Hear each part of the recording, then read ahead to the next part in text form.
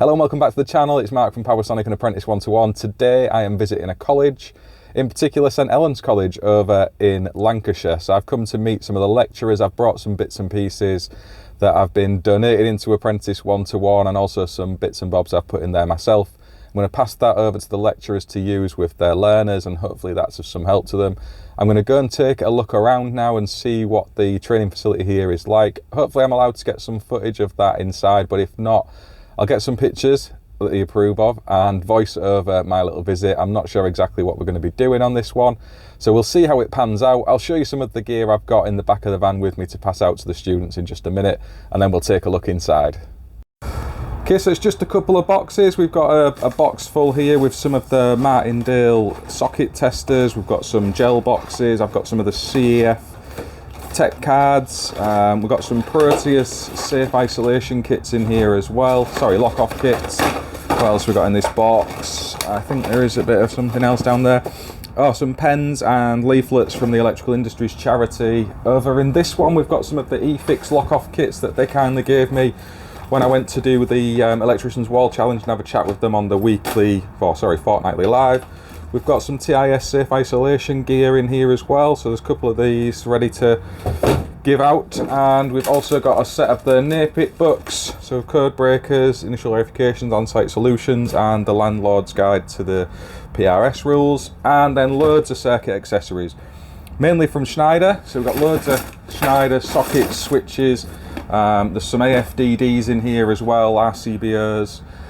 We've even got an MCCB in here, so I think this one is a nice big. What we got? 160 amp time delayed MCCB. So there's a nice one of those for the learners to get their hands on. It's not something that they might be seeing out on site or in the college. We shall see when we go in and have a look. And just loads of accessories, loads of sockets, light switches, RCDs, other bits and pieces that they might find useful, dressing away on their test boards. I've got some of the eFix stickers in there as well, so they can pop them up on the boobs if they want and scan those to go and get some of the eFix stuff. We've got some downlights too. I've got in there some emergency downlights as well. So just gear really that might help them, hopefully, with some of the delivery of the training they're doing in the college. I'm going to get this up there now and pass it out to the lecturer. Okay, so unfortunately I couldn't record within the college, as I thought there's lots of students walking around. It's not fair to start throwing cameras in front of the lecturers' faces. The first time I've met them, it feels very uncomfortable anyway. I did get some pictures of the training environment, and we'll have a little look through them maybe later on in this video, or I'll just pop them up here to cycle through. But it was really good. The St Helens College setup that they've got there on campus was top draw. You know, the lecturers have made a great effort to have well set out and laid out facilities for the learners to come in and use. The workshops and all of the booths were well kitted out. There was good quality materials as well for them to use, which was nice to see, because that's a cause of complaint I've heard within Apprentice 1-to-1, that lots of the stuff that's in the training bays is well used, shall we say, not in the best condition. But there was none of that here. It was really good. They've actually got some new spaces that they're moving into and taking over to expand their offering. So they're setting up solar and battery storage to work alongside some EV charge points in the future.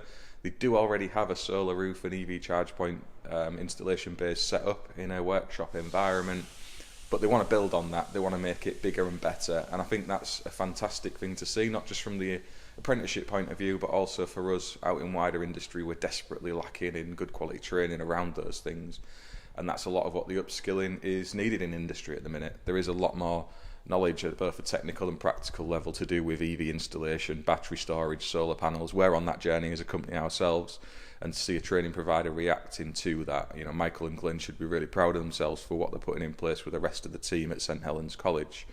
And the workshops themselves, they were well kitted out, the materials were good quality, the learners all seemed switched on and engaged to the tasks they were doing. There was a few doing the hypnotic assessments, there was some doing 2391 assessments, and they were laser focused in what they were doing. I didn't want to distract them, and it was nice to see the level of engagement between the lecturers and the learners. There was a good vibe around the place, and full credit to the teachers who were in there, you know, getting that into existence, because it's not easy. We all know the challenges in industry at the minute around funding with training. It's easy to criticise and critique these things, and point out all the ills of training. Historically we have had some problems, but that's not the fault of those out trying to deliver that training right now, and they're doing some incredible work across the country, not just in that college. And I don't just say that for the sake of saying it, I do genuinely mean it. There is, of course, some rogue trainers out there mixed in with all of that. We've seen Tess highlight bits and pieces of it. There are others out there as well who will accept anyone into a wiring regs course and the EV training, and industry's reacting to that by changing the bar in what's allowed in terms of entry to those things. But most of the FE colleges have to work within a strict framework, and they've not been part of that. So it's important to point that out. And the funding bands that they're all struggling to operate within due to the cost of living that we're facing out in the real world is amplified in a training space. They were telling me that the electricity bill in that building alone was into the millions of pounds. This is big money just to keep the lights on and the doors open. So yeah, it's one of those. It's easy to sit back and think, well, they get XYZ amount of funding per student, surely that's enough. But when you look at the bigger picture of a whole college campus, it's not that straightforward, and the solution to it is really quite difficult and complex, I think, because it involves government and policy. But in a small way, we can help as electrical contractors and as industry. So if you're watching this and you are able to offer a bit of support to a local training provider, please do get in touch with them. It doesn't have to be in terms of donating equipment or materials. It can just be your time, just to go and spend some time with the learners. They're desperate for industry people to go and give talks about their day jobs, about some of the exciting roles and things that they're involved with, to bring the real world of industry into the training environment with the lecturers and learners. So if you can do that, that's brilliant. If you are able to donate bits and pieces of materials and equipment, they're desperate for it right across the country. I'm not speaking about St Helens in particular here, although I'm sure they would be grateful of anything themselves. If you are able to send in cable, clips, hand tools, even if it's used but still functional, they would be very, very grateful for it. One of the things that they did mention at the college, both Glyn and Michael, was posters and things to put around to kind of explain what some of the newer technologies are in industry. So if you're a manufacturer who's following along Apprentice 1-to-1 and helping out with some of the things we're doing, and you have some posters around your products, so AFDDs for example, or the hand tools and VDA ratings of them, or safe isolation processes, getting some posters of that into the college environment they would absolutely love. So if you are in a position to help with that, please do reach out, because we can certainly try and join some of those dots for Glyn and Michael in the very least. And yeah, I really enjoyed myself ultimately. I had a great time. It was nice to go and speak to other people who were passionate about the electrical industry. There's loads of people out there who really do have an interest in it and want to see it succeed and just do the best they can to help other people on their journeys into industry. And to see some of the learners, fresh out of school and into a college environment, taking their first steps into the real world was encouraging. We often see that there's a shortage of apprentices coming in and college numbers are falling. There was none of that at St Helens. I think they were saying they had 250 apprentice students in there. They had a range of classes for retrainees as well, for people on full-time study. The numbers there are quite large. It is a big college, and that was encouraging, because we do need to see those numbers coming out into industry and helping with the skills shortages that employers are definitely seeing. I've seen more posts out on LinkedIn over the last couple of weeks around recruitment of PAYE electricians, for example.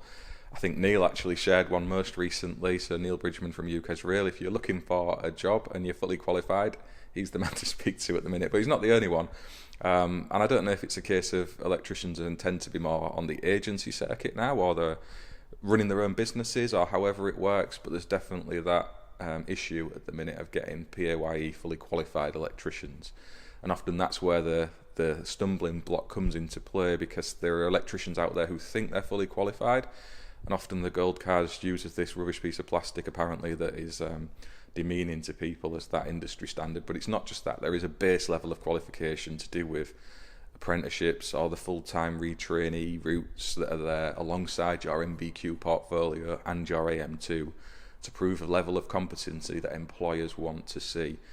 So I think that there is a big pool of people who are applying into those roles who maybe aren't as qualified as they think they are. And that's due to the historical issues we've had in industry over the last 15, 20 years in the training space of training providers doing rather well for themselves, leading people to believe they're qualified electricians when they're not, and some elements of industry helping that to exist, if you like, by allowing people into CPS providers.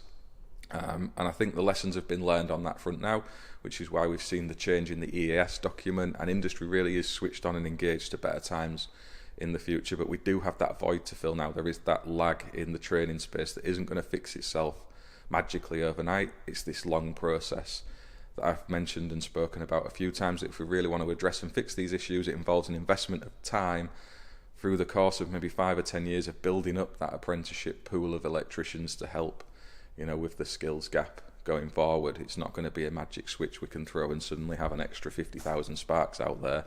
That's just not realistic. So it is a pain that we're going to have to go through.